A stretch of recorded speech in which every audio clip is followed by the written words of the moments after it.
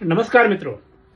महार वतनाच्या जमिनीमध्ये वतन abolition act आल्यानंतर वतनदाराची नावं कमी झाली, शासनाची नावं लागली.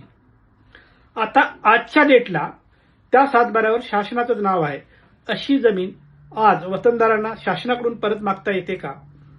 किंवा ही जमीन शासनाने एखाद्याला लीजवर दिली, भाड्याने दिली, या केसमध्ये ही जमीन परत घेता येते का? तर याचं दोघांचे उत्तर आहे हो. वतन अबॉलिशन ऍक्ट नंतर जर तुम्ही ती जमीन योग्य तो शेतसारा भरून रिग्रांट करून घेतली नसेल तर आजही त्या जमिनीच्या सातबाऱ्यावर शासनाचं नाव असलं तरी वतनदारांचं वारस म्हणून तुमचा हक्क अबाधित आहे.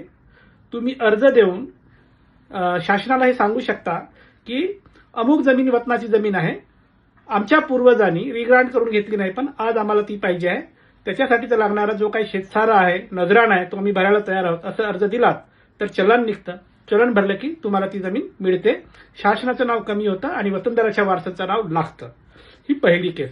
दुसरी, समजा ती जमीन शासनाने कोणाला भाड्याने दिली, लीजवर दिली, तर ज्याला लीजवर दिली त्याला नोटीस पाठवून ते लीज रद्द करायला किंवा कॅन्सल करायला किंवा लीज पूर्ण झाल्यावर त्याला नोटीस दिल्या जाते आणि तुमची जमीन तुम्हाला परत दिल्या जाते. शासनाचं नाव कमी करून वतनदाराच्या वारसाचं नाव येते अशी तरतूद आहे.